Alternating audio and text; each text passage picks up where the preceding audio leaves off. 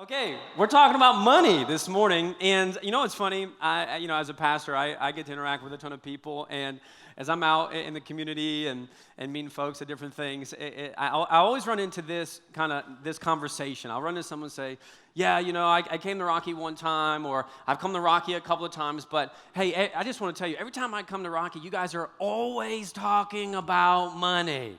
You're always talking about money. And it's funny because, over the last 2.5 years, we've only done 2 money series. We've only done 2 money series, and we address money every single week because we take up an offering. But I just find it funny that becomes a narrative. You guys always talk about money. And the reason why I think people, that they think that or they believe that is because money is one of these topics. I could preach about anything this morning of all the different things. I could talk about parenting or marriage and sex or whatever, and not many people will get too up in a roar about that, but as soon as you start talking about money, there's just some people here he goes again, because there's this narrative about how, the church, they just want our money. And if you're not a follower of Jesus this morning, and you're here, and you're a guest, and you're like, yeah, because I came the last time you're talking about money, and now you're back again. And listen, for you it might be true, but I'm just saying every single week here, we don't preach about money, but I want to give an argument in just a second on why I think as a church we should talk about money.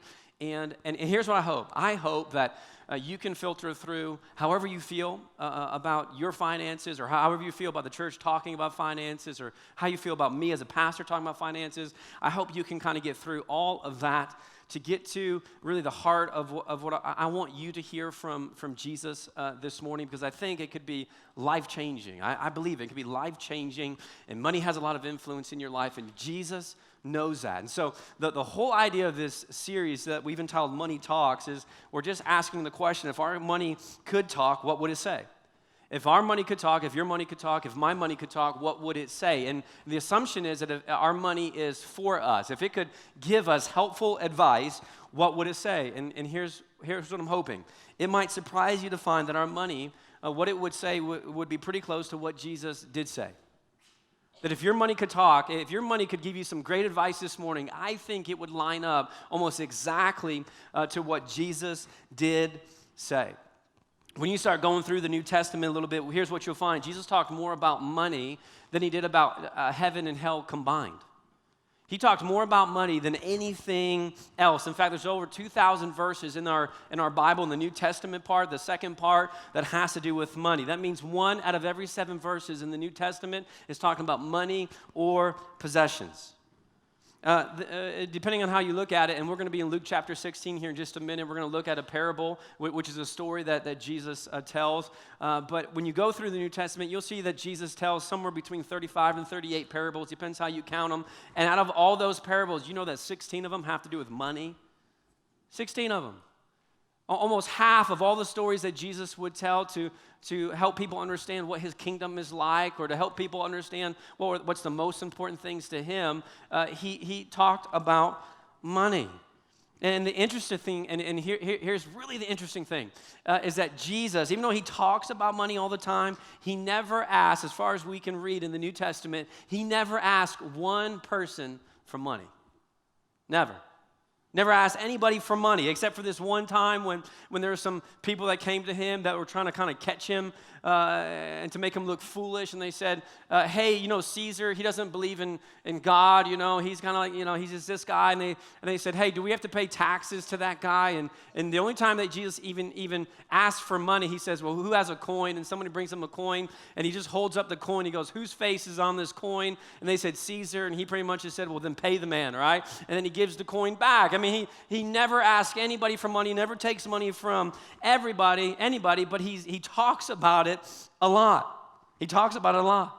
And what we see when we read the Gospels, when it comes to money and possessions, is that Jesus really is up to something, and he really is after something. But as it turns out, it wasn't anybody's money. Because if it was, he would have asked for some. And he never did. And the reason why, again, some of you this morning are just like, oh, I came to church on this week, or you're already going, I'm not coming the next 3 weeks, all right? If he's going to be talking about money all this time, is because either A, you're not a follower of Jesus, you don't believe in God, and you think that all your stuff is your stuff, and you don't want me or anybody else telling you what you should be doing with your money, and I totally get that. And then there's some of you that are Christians and you don't like it when we talk about money because if you're honest, you're not really managing or stewarding your resources well. And so this is like a gut check kind of a sermon and a series, and it just makes you uncomfortable because at the end of the day, you could do better. And then there's some of you in the room who just don't like it when the church talks about money because let's just be honest, when it comes to church and money or pastors and money, there's a whole lot of stories out there and we know about them that just doesn't feel good, right? People that have misused money, and I'm sure you know and I know people that you would question their integrity and heart who leverage a church or the stage. They leverage their influence for personal gain, and it doesn't take much to get out there and see some of those stories. In fact, I just Googled a couple things this week. These are all real headlines, all right? And this doesn't make me feel great, and I'm sure it doesn't make you feel great. But here's this first one, the one headline. This is a real headline. It says this: North Carolina pastors say swanky $1.7 million mansion is a gift from God. I like to get that gift, you know what I'm saying? I mean, it's a real headline, and the whole story's talking about how this guy managed his money, and he's at this church, and where does money come from, and he's written some books, but he's got this $1.7 million mansion, and I don't know how the people who attend that church feel, but that just it just seems a little weird to me, and I'm not going to question his integrity. It just feels weird to me, and maybe that feels weird to you. And then here's another headline here I found. It says this: a televangelist wants his followers to pay for a $54 million private jet. By the way, it's going to be his fourth plane. I don't even have one. If I could just get one, guys. Does that seem weird to you? Seems weird to me. And I've seen interviews with that guy, and I'm telling you, I don't know if he's helping or hurting the kingdom, but I think for a lot of people, they read that, especially if you're not a Christian, you go, see, there you go. That guy, he just wants, our money, and he's got all these planes, and that just seems weird. And then this next one here, too, I actually went, and this is from the Chicago Tribune. I went and read the whole article for this one. It says this: megachurch preacher buys wife a $200,000 Lamborghini, tells parishioners, don't confuse what I do with who I am. And when I first read that, I was like, what in the world is he saying?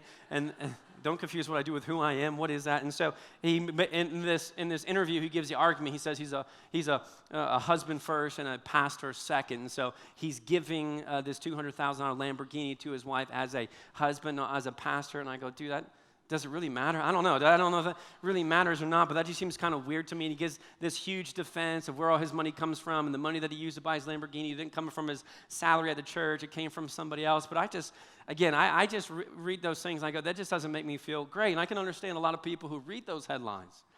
And then when we get into the church, we start talking about money, how that might make you feel uncomfortable. In fact, I've got some critics in our community. This is a true story, by the way. This is 100% true.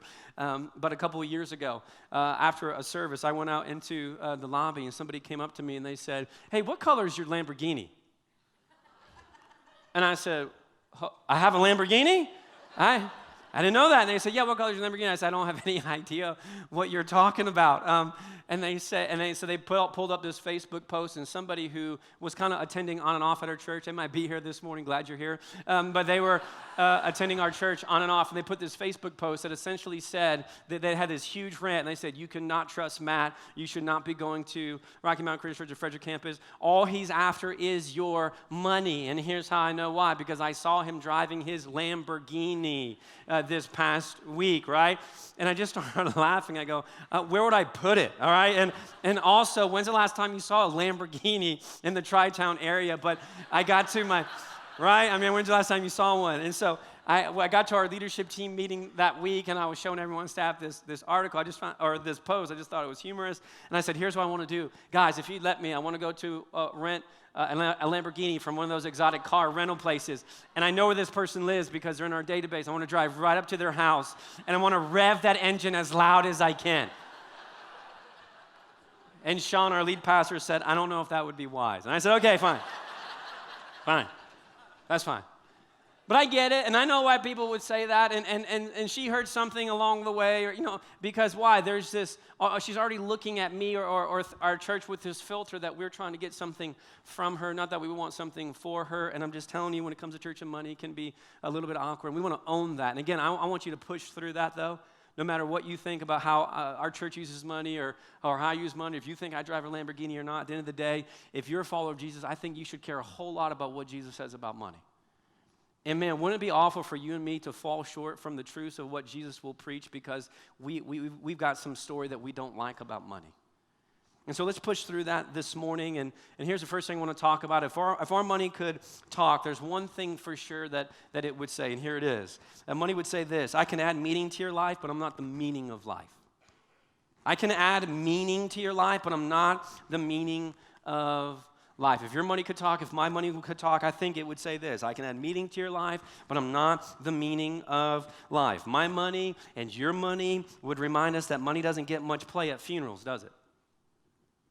Doesn't get much play at funerals. I mean, the only time we really talk about money at funerals is only if the person gave a lot of their money away. But if your money could talk, if my money could talk, money would remind us that money is a much better means than an end. It's a much better means than it is an end. You could say it like this: money is a means to an end, but it cannot be the meaning at the end. I'll read it again because it's kind of confusing. Money is a means to an end, but it cannot be the meaning at the end. Money is a much better means than it is an end. Using money as a means to an end is what makes money meaningful. If the whole point of this life is just to get stuff and to have money, then at the end of your life, you're not going to have anything to show for it. And Jesus would just keep saying, and I think your money would just keep saying, I can add meaning to your life, but I'm not the meaning of life. And so if you want to live a meaningful life, and I hope you do, okay? I hope that's a goal for you. If you want to live a meaningful life, then you got to figure out how to become a means to an end that's not you or your stuff. You got to figure that out. You should think about that. But instead, use your stuff for a different means, something that's far more impactful than just stuff and your money and your possessions. And this idea is something that Jesus will teach about in one of his 16 parables about money. So if you have a Bible, Luke chapter 16, we're actually going to go and talk about a story that listen, if you've been in church even your whole life, you may have never even heard this story preached before, because this might be one of the most confusing stories that Jesus will ever tell. And if you've never heard it, there's going to be a moment when you're listening and you're going, that doesn't even make sense. And a lot of people in the first century, when they heard Jesus tell this story, would say the exact same thing. So Luke chapter 16, Luke, who's he's a first century doctor, he records this story that he has heard other people talk about. And here's what it says, starting in verse 1. So Jesus told his disciples, and again, in every story there's going to be some characters. In every parable there's a character who is representing God, then there's a character who's representing you and me, and I'll let you figure out who is who. But here's what it says. Jesus told his disciples there was a rich man whose manager was accused of wasting his possessions. And so Jesus starts out the story, goes, okay, once upon a time there was a rich man who had so much to manage that he couldn't manage it all. Tough life, right? He had so much, he couldn't even manage all he had, so he hired somebody who would buy and sell and trade the rich man's possessions. But there's a rumor that the manager isn't doing a good job managing the rich man's stuff. Verse 2, so he called him in and asked him, what is this I hear about you? I've heard some rumors it's not going well. So give an account of your management, because you cannot be manager any longer. Hey, buddy, word on the street is that it's not going well. So you're fired, all right? You're fired. Yeah, you're not going to manage my stuff anymore. But before you go, here's what I want you to do. I want you to bring all of my, bank statements, my accounting books. I want you to bring it all in, and I want you to see, I want to be able to see how you've been managing all of my stuff. I want to see what you have done. So verse 3, so the manager said to himself, what shall I do? And I think this is the key word, now. What shall I do now? And here's an argument I'm going to make. This whole parable is about time. What should I do now? What am I going to do right now? Because my master has taken away my job. I've just lost my job. What am I going to do now? Because I'm not strong enough to dig. Can't do that construction work. And I'm ashamed to beg. I've got too much pride to go out there on the streets and beg for money. Verse 4, I know what I'll do. When, again, this is all about time. When I lose my job here, people will welcome me into their houses. So this manager finds himself with a little bit of time and a little bit of opportunity to figure out what he's going to do next. And so he thinks about it.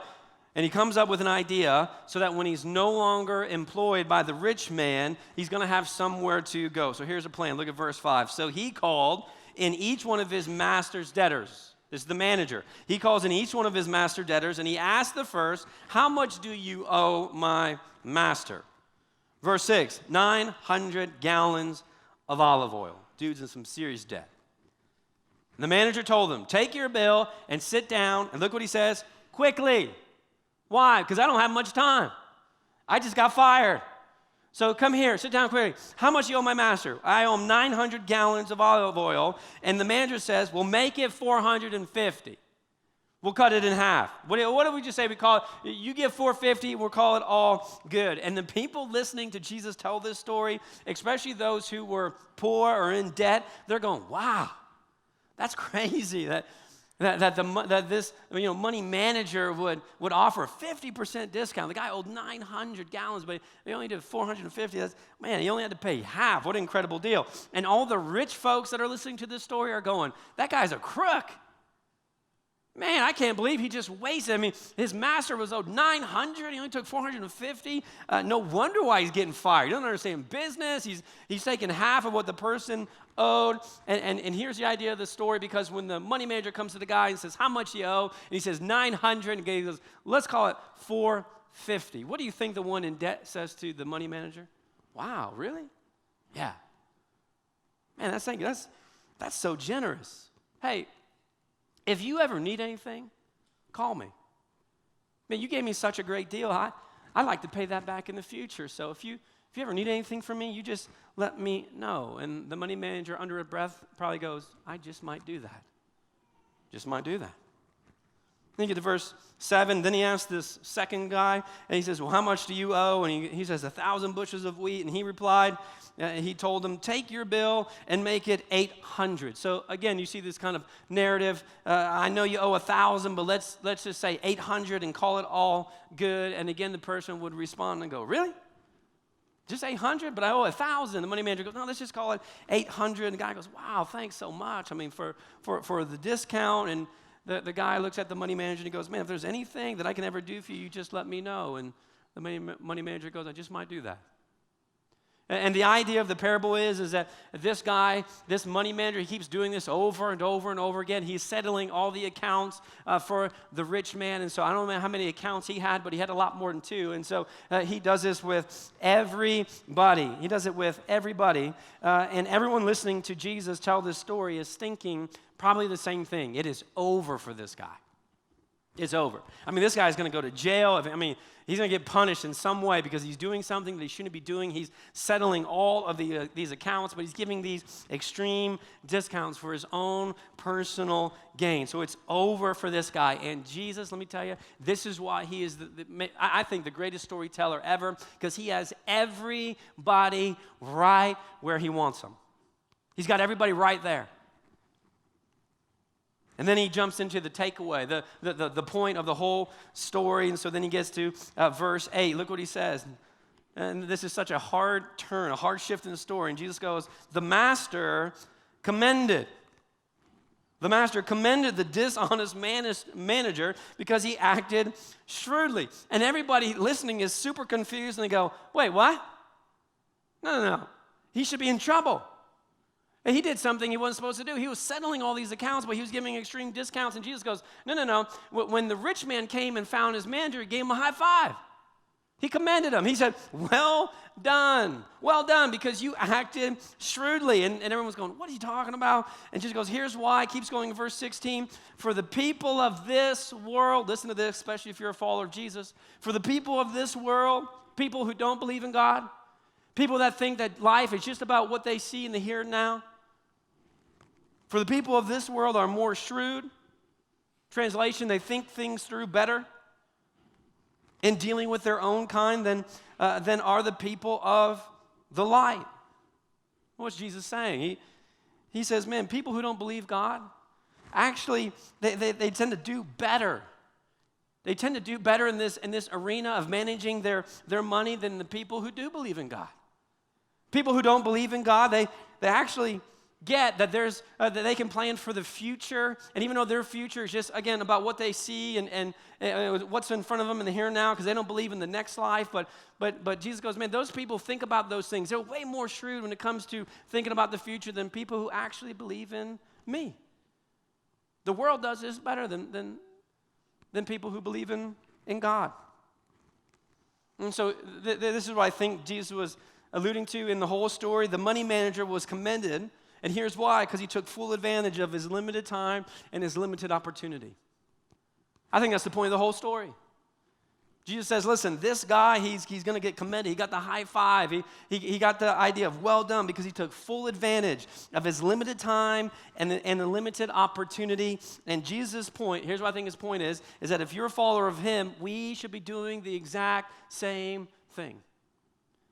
Taking advantage of the little bit of time and the little bit of opportunity that you have been given. That when it comes to our money and how we manage our money and what we do with our money and how we spend our money and how we save our money, we should be using our money in such a way that we are thinking that we have been given a little bit of time and a little bit of opportunity, and using what we have been given in light and for the sake of the future. And not for this life in the context of what's happening in this world, but for the one that is yet to come.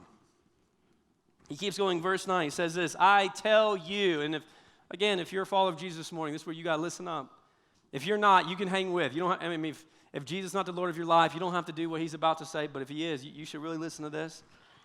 Jesus goes, listen, I tell you, I command you, use worldly wealth. And look that he calls it worldly wealth, not just wealth, but worldly wealth. Use it. Why? Because it's a tool. I tell you, I command you, use worldly wealth to gain friends for yourself, so that when it is gone, you will be welcomed into eternal dwellings. And this is the verse that a lot of preachers aren't going to preach, because then we get to this and we go, what in the world is Jesus talking about? What does that mean? Even in the context of where Jesus is in his ministry, this is pretty kind of this is a pretty big turn in what he's been talking about and saying. Even when it comes to the context of money, he goes, listen, I'm going to tell you, I'm commanding you. I want you to use your worldly wealth as a tool. It's a resource, and I want you to use it in such a way that you're going to make friends and that you're going to be welcomed into this next life. And so here's what I think Jesus is saying. This is why he's trying to create tension. Here it is, right? This is what he's saying. There is something that we can do with our money during our life that makes an eternal difference. I think that's what he's saying. Hey guys, you can use what you have been given. And you can use it in such a way. This is so cool that we even have this opportunity, but you can manage your money in such a way that it can actually make a difference, not just in this life, but the life that is yet to come in eternity. It's your choice. And how you use your money can actually make an incredible impact in somebody else's life. And you should take that seriously, especially if you're a follower of Jesus. Because Jesus, the guy who's telling this story, man, this is the same guy who we talk about at Easter who predicted his own death. He said, I'm going to die, I'm going to be crucified, and 3 days later I'm going to come back from the dead. And guess what? He did it. And I don't know about you, but one of the things, the baselines of my life, that when somebody predicts their own death and that they're going to come back from the dead and they do it, I just listen to what that guy says. If you're a Christian, you should hold on to that principle. And even if what Jesus says here creates a little bit of tension with you, you should listen, because listen, he's got the authority to say whatever he wants to say when it comes to your stuff and my stuff. And what he says is, if you're a follower of Jesus, then you can use what you have been given in such a way that'll make a difference for the sake of eternity, but you got to think about it. You got to think about it. And Jesus says, you know what's interesting? The people of the world, the people who want nothing to do with God, actually think about their future more than the people who are followers of Jesus.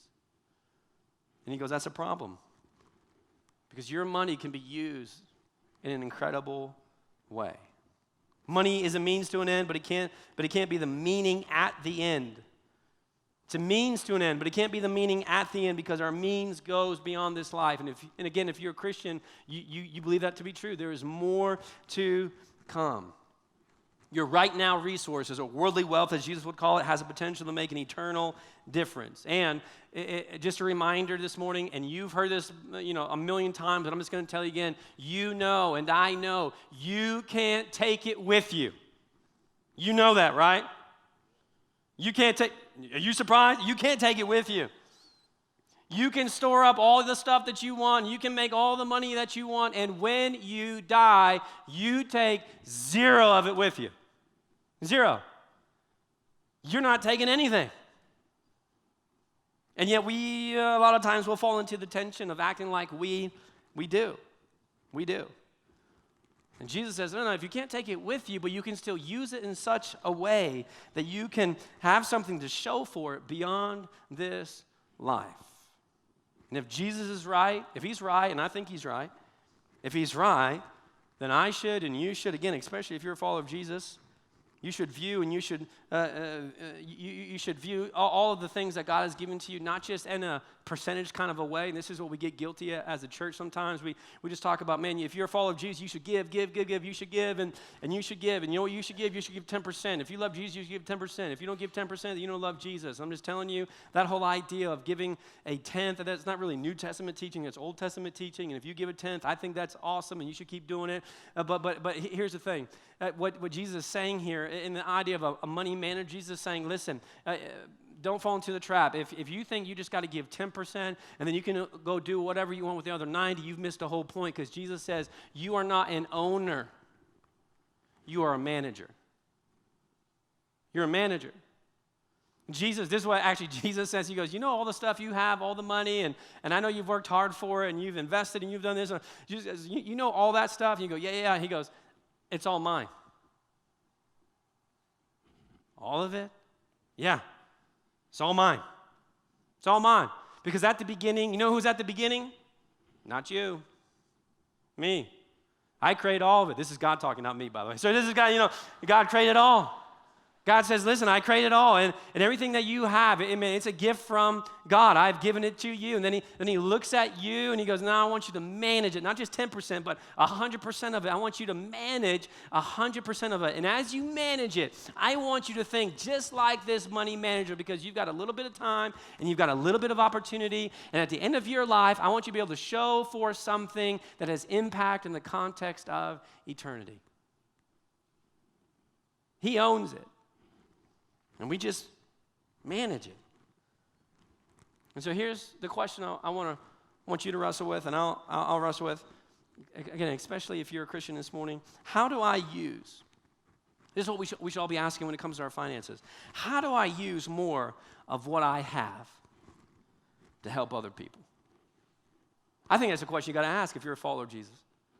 How do I use more? How do I leverage more? And listen, I'm not saying you walk out of here and you just give 100% of your stuff away. Only do that if Jesus tells you to do that. I know you have to live, and I know it costs money. You got to feed your kids, and you got to drive them around. I'm not talking about being reckless here. I'm just saying in the context of what you've been given. If you're a follower of Jesus, I think you should wrestle with this idea.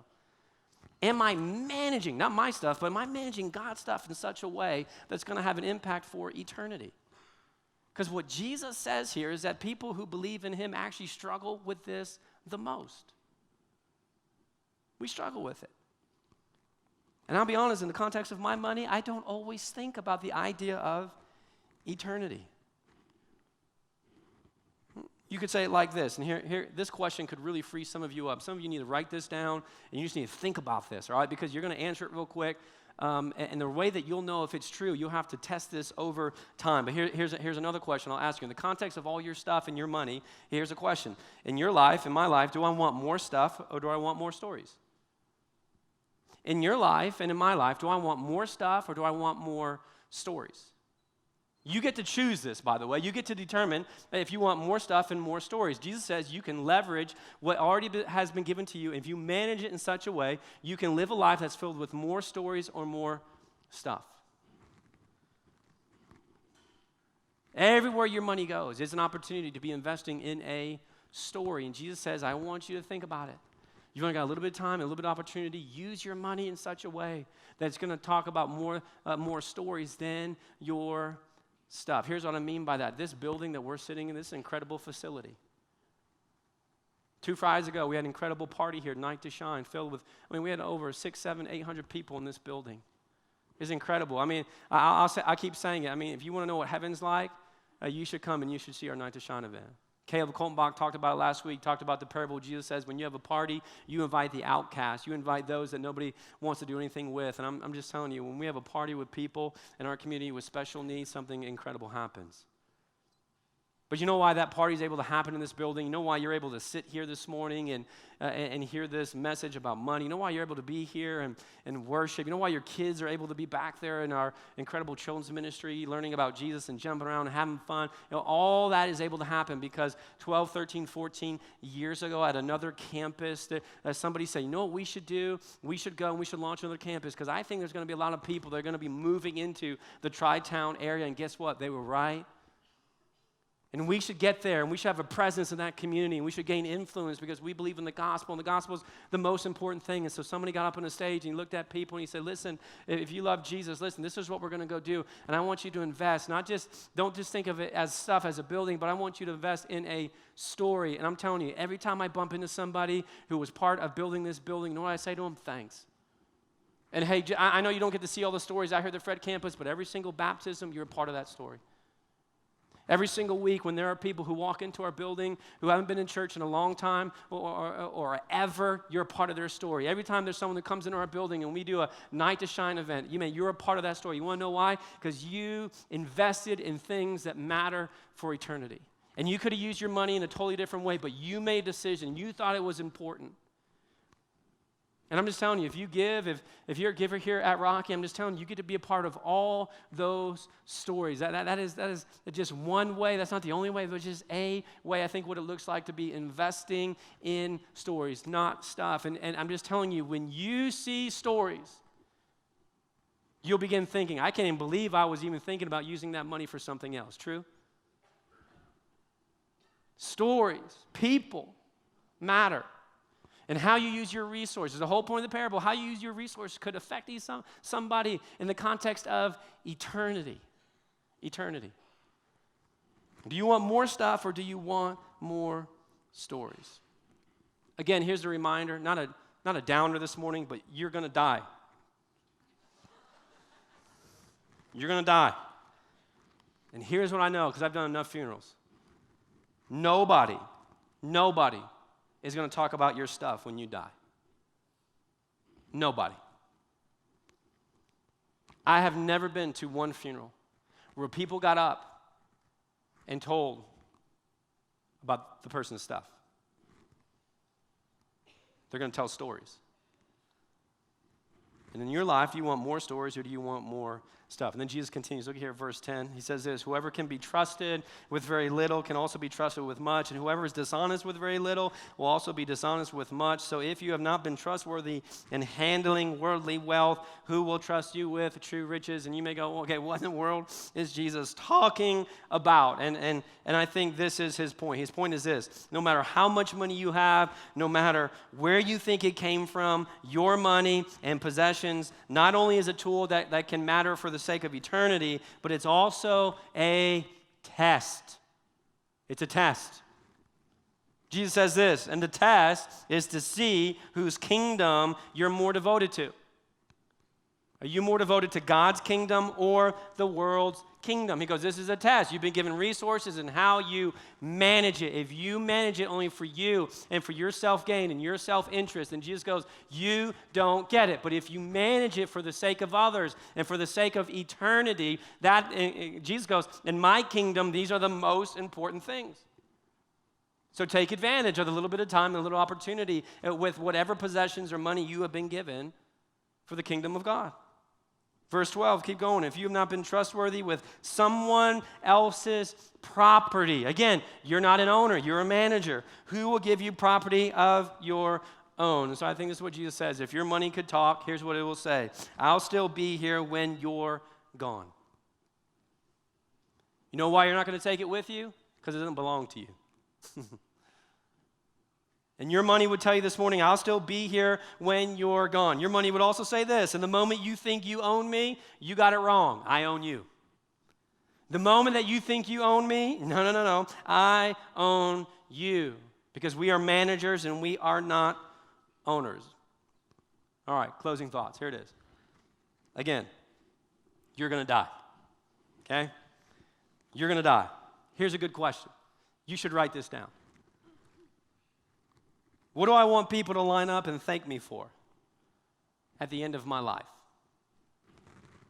What do I want people to line up and thank me for at the end of my life? What do I want people to line up and thank me for at the end of my life? Here's what I know. Live for yourself. Live for yourself. And you'll only have yourself to show for yourself, along with some stuff for people to fight over when you're dead. You know it to be true. I know it to be true. Live for yourself. And you only have yourself to show for yourself, along with some stuff for people to fight over when you're gone. And if you don't ask these questions, if you don't wrestle with the tension of how you're going to manage your money, you will naturally drift to the culture in which you live. And you know what our culture is saying? If you want to know what it's saying, go hang out with our middle schoolers and high schoolers. Our culture says this: get more. Get more. You should do more. You should accumulate as much as you can, and then you should consume. It's all about you. Consume, consume, consume, consume. Accumulate and consume, and then you upgrade. I mean, don't take much. Just go watch a little bit of TV. This is what life is all about. You got to accumulate. You have to consume. And then you're going to upgrade because it's all about you. And yeah, if it's about you, then it can be better, and your life should be better. And if you don't ask those questions, the tension that Jesus is talking about, then you will naturally fall into just accumulating and consuming and upgrading. If you don't think that's true, then you should walk into your garage or your basement this week. How much stuff do you have that you're never going to use again? And Jesus says, here's what he says. No. You should use it for the sake of eternity.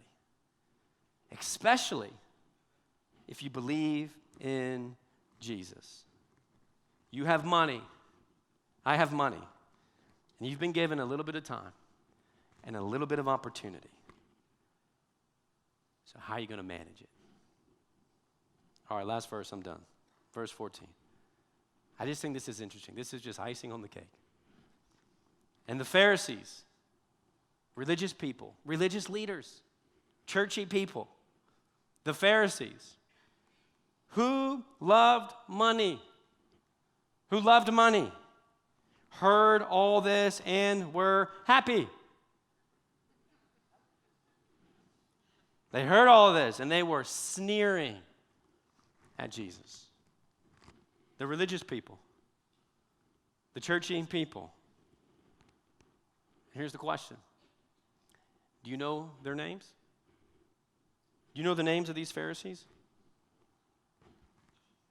Neither do I. You want to know why? Because they didn't manage it well. They didn't manage it well. Do you know why we know who Jesus is? Because he managed it well. And at the end of your life, if you want to leave a legacy, then you manage it well. Or you can just leave a bunch of stuff. Time is short. Let's manage it in such a way for the sake of eternity, for the sake of the next generation, for the sake of those who have yet to bump into the one who has radically changed our life. And his name is Jesus. Let me pray for us. Father, this morning, would you help us? Would you help us in such a huge topic, a topic that you would give a lot of time to, this idea of money and possession and wealth. And there's a lot of emotion and feelings that come along with it.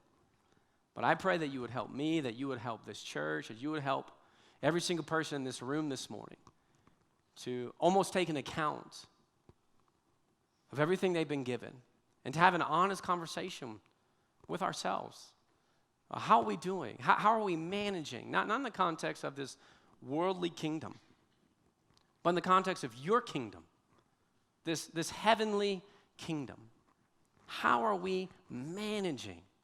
What kind of returns are we seeing in how we are using and saving and spending what you have given to us? That this morning we acknowledge that we are not the owners, that we are managers. And I pray with the little bit of time that we've been given and a little bit of opportunity that is out in front of us, that we would act as shrewdly as this money manager, that we would think about what is yet to come, that one day, for those of us who profess that you are Lord, we will spend eternity with you. And I pray that we will leverage and use more of what we have been given for the sake of eternity. More people bumping into you, more people surrendering their lives to you, more people walking around this earth living as Jesus would call us to live. Help us all this morning to fight the temptation of the here and now, the flashy lights, and the big upgrades. And we know there's a million different ways of how we could use our money, and yet I pray that we would think about that at the end of our life, that we'll either be known for our stuff or for stories. And I pray that we would fight for more stories. So guide us and lead us through your Spirit this week. We pray all of this in your Son's name. And everybody said, amen.